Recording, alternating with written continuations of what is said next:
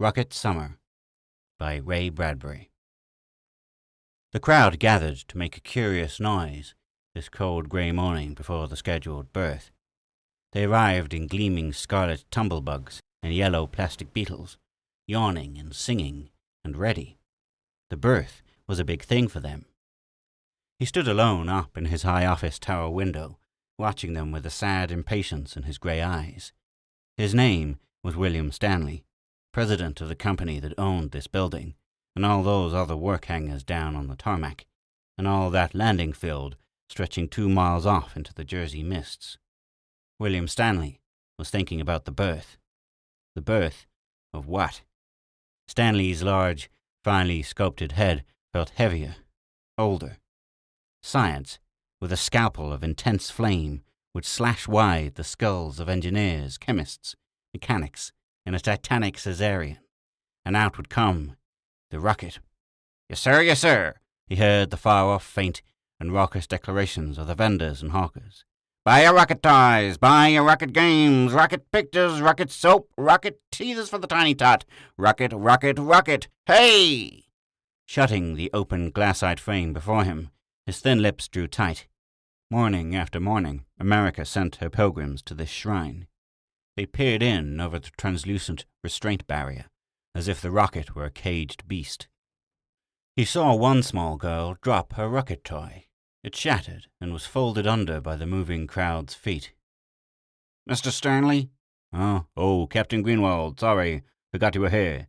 Stanley measured his slow, thoughtful steps to his clean-topped desk. Captain, he sighed wearily, you're looking at the unhappiest man alive. He looked at Greenwald across the desk. That rocket is the gift of a too generous science to a civilization of adult children who fiddled with dynamite ever since Nobel invented it. He got no further.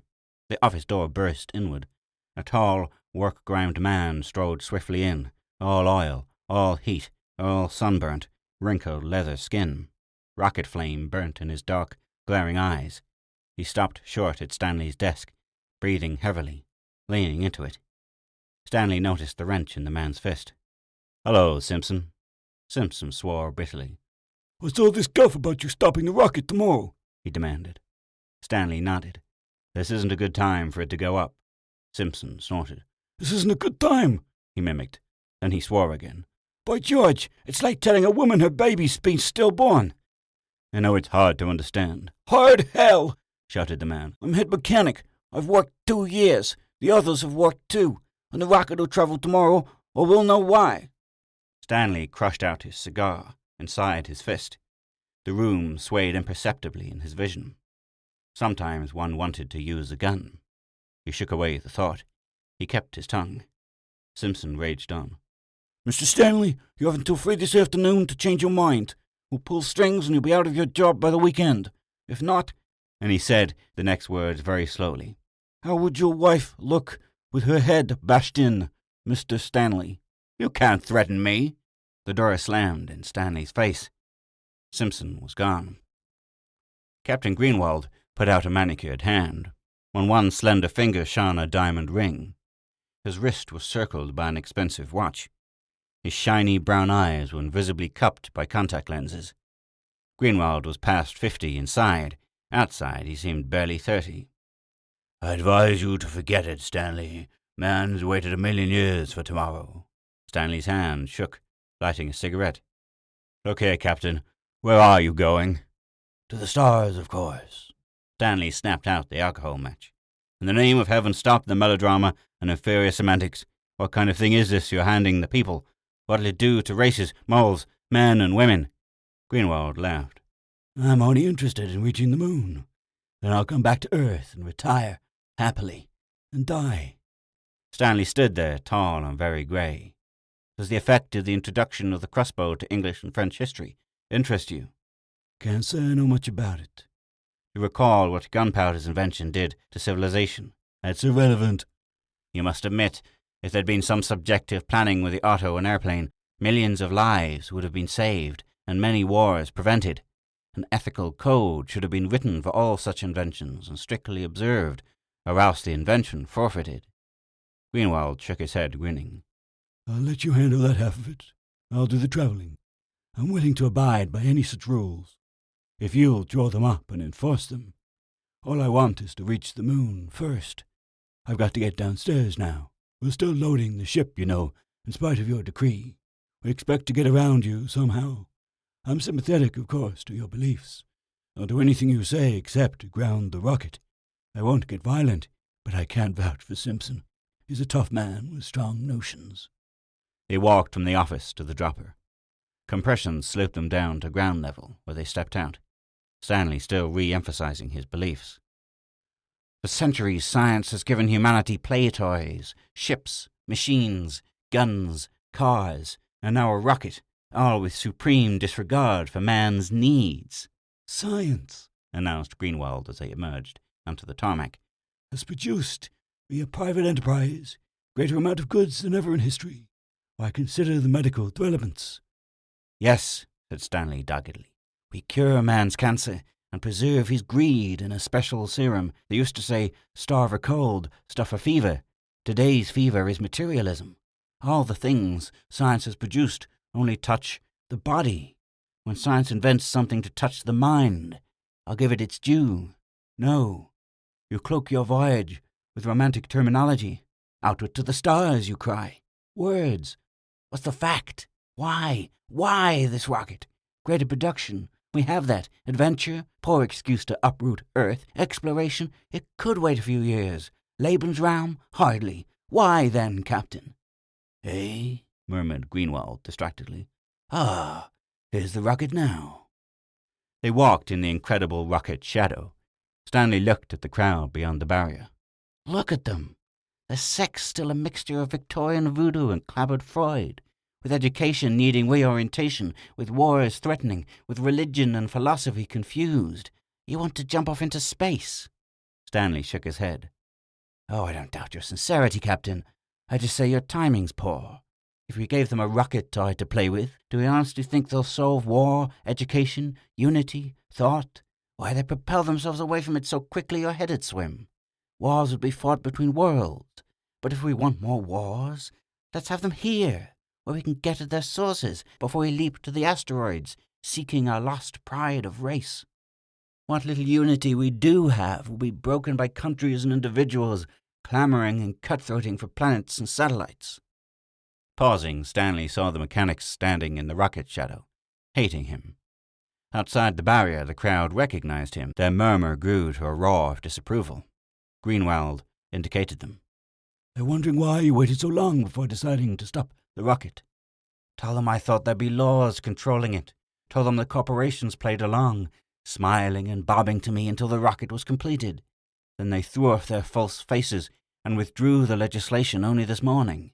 Tell them that, Captain, and tell them the legislation I planned would have meant a slow, intelligent rocket expansion over an era of 3 centuries. Then ask them if they think any businessman could wait even 5 minutes. Captain Greenwald scowled. All I want to do is prove it can be done. After I come back down, if I can help in any way to control the rocket, I'm your man, Stanley. After I prove it's possible, I don't care what in hell happens. Stanley slid into his copter, waved morosely at the captain. The crowd shouted, waved its fists at him over the barrier. He sat watching their distorted, sullen faces. They detested him. The rocket balloon man, the rocket soap man, the tourists detested him. What was more, when his son Tommy found out, Tommy would hate him too. He took his time heading home. He let the green hills slide under. He set the automatic pilot and sank back into the sponge softness, suspended in a humming, blissful dream. Music played. Cigarettes and whiskey were in reach if he desired them. Soft music. He could lapse back into the dreaming tide, dissolve worry, smoke, drink, chortle, luxuriously, sleep, forget, pull a shell of synthetic, hypnotizing objects in about himself, and wake 10 years from today, with his wife disintegrating swiftly in his arms, and one day see his son's skull shattered against a plastic wall. And his own heart whirled and burst by some vast atom power of a starship passing Earth far out in space. He dumped the whiskey over the side, followed it with the cigarettes, Finally, he clicked off the soft music. There was his home. His eyes kindled.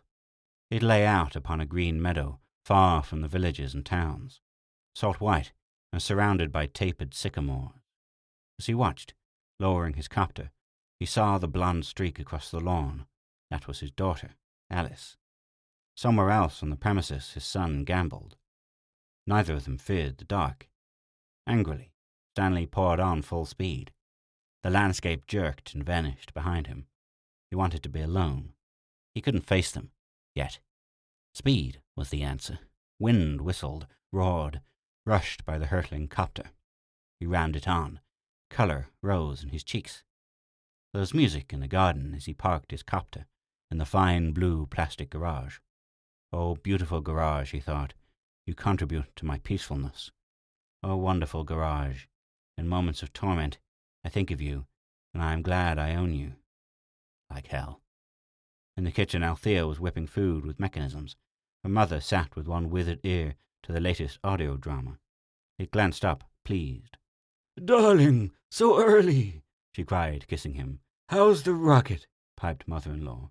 "My, I bet you're proud." Stanley said nothing. "Just imagine." The old woman's eyes glowed like little bulbs. "Soon we'll breakfast in New York and supper on Mars." Stanley watched her for a long moment, then turned hopefully to Althea. What do you think? She sensed a trap. Well, it would be different, wouldn't it? Vacationing our summers on Venus, winters on Mars, wouldn't it? Oh, good Lord, he groaned. He shut his eyes and pounded the table softly. Good Lord. Now what's wrong? What did I say? Demanded Althea, bewildered. He told them about his order preventing the flight. Althea stared at him. Mother reached and snapped off the audio. What did you say, young man? He repeated it. Into the waiting silence came a distant rushing in from the dining room. Flinging the kitchen door wide, his son ran in, waving a bright red rocket in one grimy fist. I'm a rocket! Gangway! Hi, Dad! He swung the ship in a quick arc. Gonna be a pilot when I'm 16. Hey! He stopped. What's everyone standing around for? He looked at Grandma. Grammy? He looked at his mother. Mom? And finally at his father. Dad? His hands sank slowly. He read the look in his father's eyes. Oh, gosh. By 3 o'clock that afternoon, he had showered and dressed in clean clothes. The house was very silent. Althea came and sat down in the living room and looked at him with hurt, stricken eyes. He thought of quoting a few figures at her. 5 million people killed in auto accidents since the year 1920. 50,000 people killed every year, now, in copters and jet planes. But it wasn't in the figures. It was in a feeling he had to make her feel. Maybe he could illustrate it to her. He picked up the hand audio, dialed a number. Hello, Smitty. The voice on the other end said clearly. Oh, Mr. Stanley. Smitty, you're a good average man, a pleasant neighbour, a fine farmer. I'd like your opinion. Smitty, if you knew a war was coming, would you help prevent it? Althea was watching and listening. Smitty said, Oh, yeah, sure. Thanks, Smitty. One more thing. What's your opinion of the rocket? Greatest thing in history. So I heard you were going to... Stanley did not want to get involved. He hurriedly excused himself and hung up. He looked directly at his wife. Did you notice the separation of means from end? Smitty thinks 2 things. He thinks he can prevent war. That's 1. He thinks the rocket is a great thing. That's number 2. But they don't match, unfortunately. The rocket isn't a means to happiness the way it'll be used. It's the wrong means. And with a wrong means, you invariably wind up with a wrong end. A criminal seeks wealth. Does he get it? Temporarily. In the end, he suffers. All because he took the wrong means. Stanley held his hands out uselessly. How can I make you understand? Tears were in her eyes. I understand nothing. I don't need to understand. Your job. They'll take it away from you and fly the rocket anyway. I'll work on the legislation again then. And perhaps be killed? No, please, Will. Killed. He looked at his watch. Exactly 3. He answered the audio when it buzzed. Stanley talking. Stanley, this is Cross, a Caltech. Cross, good Lord, it's good to hear you. I just heard the new flash, said Cross. He had the same clipped, exact voice it had years ago. Stanley realized. You're really on the spot this time, aren't you, Will? That's why I called. I like your ideas of machinery. I've always thought of machines myself as nothing but extensions of man's frustrations and emotions, his losses and compensations in life. We agree. But you're wrong this time, Will. You made a mistake today. Now don't you start on me. You're my last friend, retorted Stanley tiredly. What else could I do? Destroy the rocket? That would be negative. No good. Give him something positive. Tell him to go ahead, advised Cross, pleasantly enough. Warn them, like a kindly father, of the consequences. Then when their fingers are burnt, humanity might go down the drain, finished Stanley abruptly. Not if you play your cards right. Control the variables. There must be some way around them without getting yourself mangled. I'm ready to help when you have a plan. Think it over. I still think blowing the dang thing up would be they build a bigger one, and they'll persecute you and your family the rest of your life, exclaimed Cross logically. You and I may know that science hasn't contributed one whit to man's mental progress, but Mr. Everyman likes his babies diapered in disposable tissues and likes to travel from Siberia to Johnstown like an infuriated bullet. You can't stop him. You can only divert them a bit. Stanley grasped the hand audio tightly. He listened. A great roar of copters sounded out in the afternoon sky, directly overhead. The house shook. Althea sprang up lithely and ran to look out. I can't take any more, Cross. I'll call you back. They're outside, waiting for me now. Cross's voice faded like a dream. Remember what I tell you. Let him go ahead. Stanley walked to the door, opened it, stepped half through. A radio voice boomed out of the bright blue sky. Stanley! It shouted. It was Simpson's voice. Stanley, come out and talk! Come out and tell us! Stanley! Stanley! Althea would not stay in. She walked with him out onto the moist green lawn, in the open. The heavens were flooded with copters whirling. The sun shook in its place. Copters hung everywhere, like huge hummingbirds, swiveling, whirring. 500 of them, at least, shadowing the lawns and shaking the housetops. Oh, there you are, Stanley! Stanley shaded his eyes. His lips drew away from his teeth in a grimace, as he stared upward, tense and afraid. It's after 3 o'clock, Stanley! Came the dull boom of words. In this moment, with the spiraling copters suspended over his lawn, over his wife and children and house, over himself and his beliefs, Stanley swallowed, stepped back, put his hands down and let the idea grow within him. Yes, he would give them the rocket. He would give it to them. You cannot fight the children, he thought. They must have their green apples. If you refuse them, they will find a way around you. Go along with their illogical tide and make logic of it. Let the children eat their fill of green apples. Many, many green apples to swell their vast stomach into sickness. Yes, a slow smile touched the corners of his mouth. Vanished. The plan was complete. The voice from the sky fell on him like an iron fist. Stanley, what is your word now? How will you speak now, with 1,000 pounds of nitroglycerin over your house? How will you talk?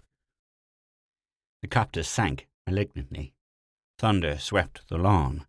Althea's brilliant amber skirt flared in the wash of it. Will the rocket fly, Stanley? From the corners of his aching, straining eyes, Stanley saw his son poised in the window, watching him. Raise your right hand and wave it, thundered the sky voice. If the answer is yes. Stanley made them wait for it. He wetted his lips with a slow tongue, and gradually, very casually, he raised his right hand, palm up, and waved it to the thundering sky. A torrent of exultation poured in a Niagara from the heavens. 500 audios blasted, cheered, exulted. The trees ripped and tore in the cyclone of energy and explosion. The noise continued as Stanley turned, took Althea's elbow, and steered her blindly back to the door. The little black jet plane dropped after the midnight stars. Moments later, Cross was getting out of it, crossing the dark lawn, grasping Stanley's hand warmly. Made good time, eh? Inside they downed their glasses of brandy first, then got to business. Stanley outlined his plan, his contacts, his psychology. He was pleased and excited to see an extraordinary smile of approval come to Cross's pink, round face. "Excellent, now you're talking," said Cross. "I like your plan, Stanley. Places the blame right back on the people. They won't be able to persecute you." Stanley refilled the glasses. "I'll see to it you're on the rocket tomorrow. Greenwald, he's the captain, will cooperate. I'm certain, when the trip is over. It's up to you and Greenwald, then." They raised their glasses. "And when it's all over," observed Cross slowly, "we'll have the long, hard struggle to revise our educational system, to begin to apply the scientific method to man's thinking instead of just to his machines. And when we've built a logical, subjective world, then it'll be safe to make machines of all and any kinds. Here's to our plan. May it be completed." They drank. The next day, 2 million people spread over the rolling hills, through the tiny Jersey towns, sitting atop bugs and plastic beetles. An excitement pervaded the day. The sky was a blue vacuum. The copters grounded by law.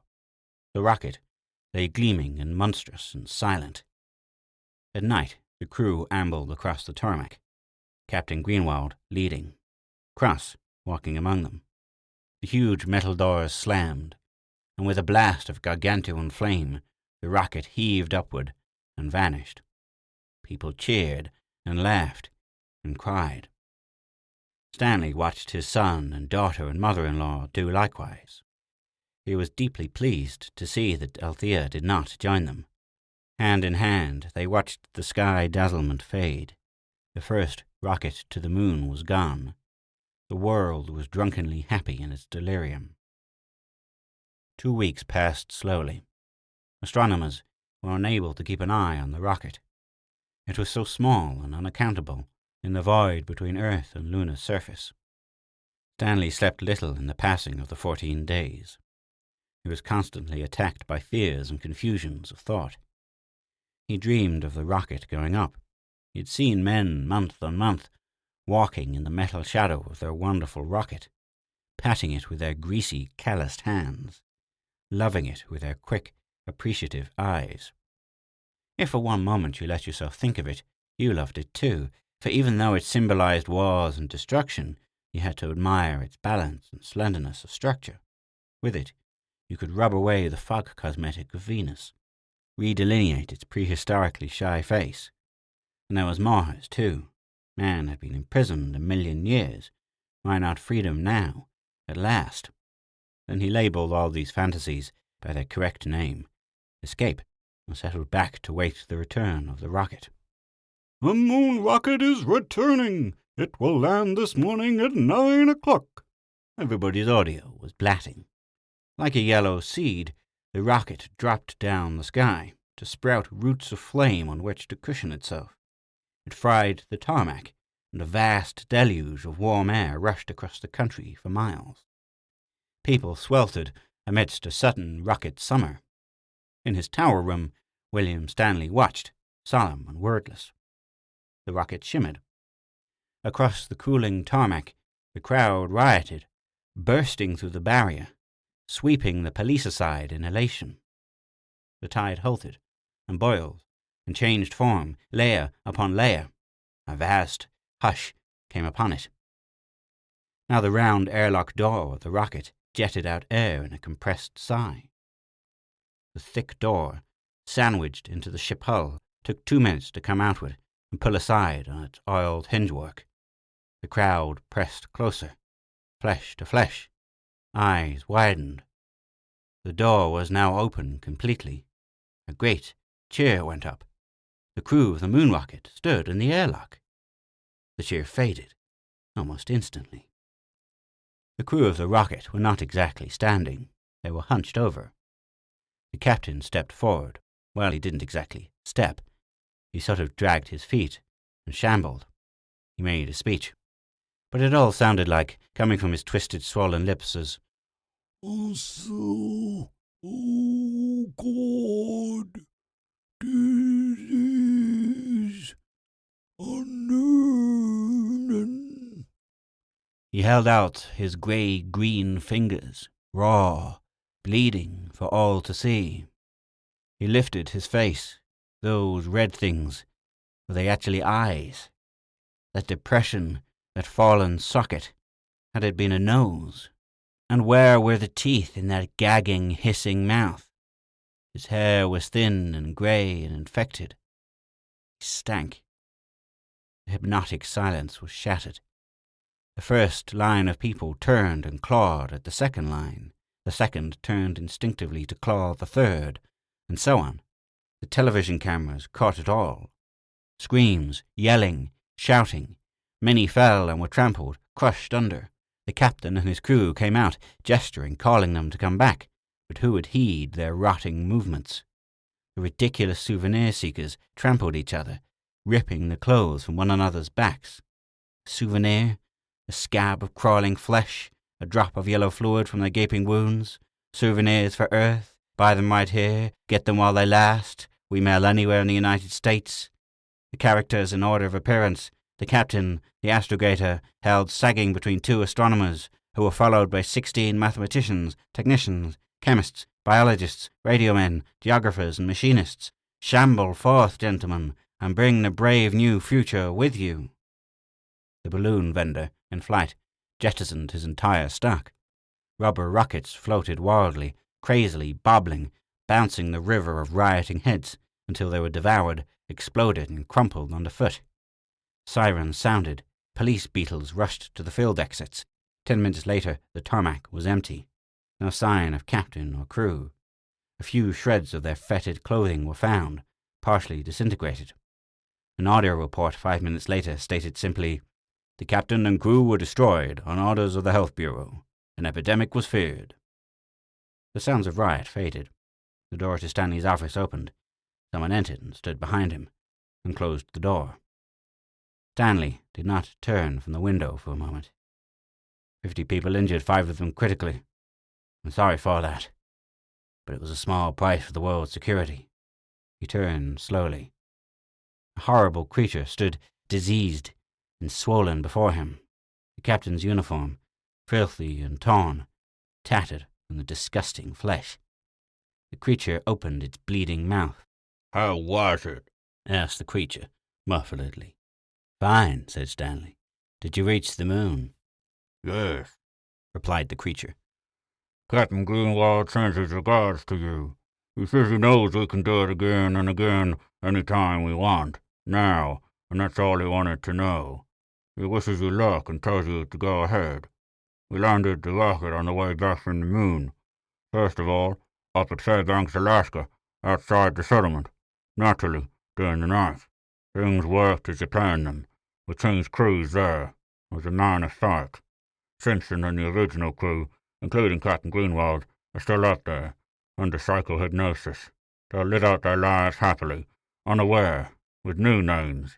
They won't remember anything. We took off from Fairbanks again this morning with a new crew, and our act all rehearsed.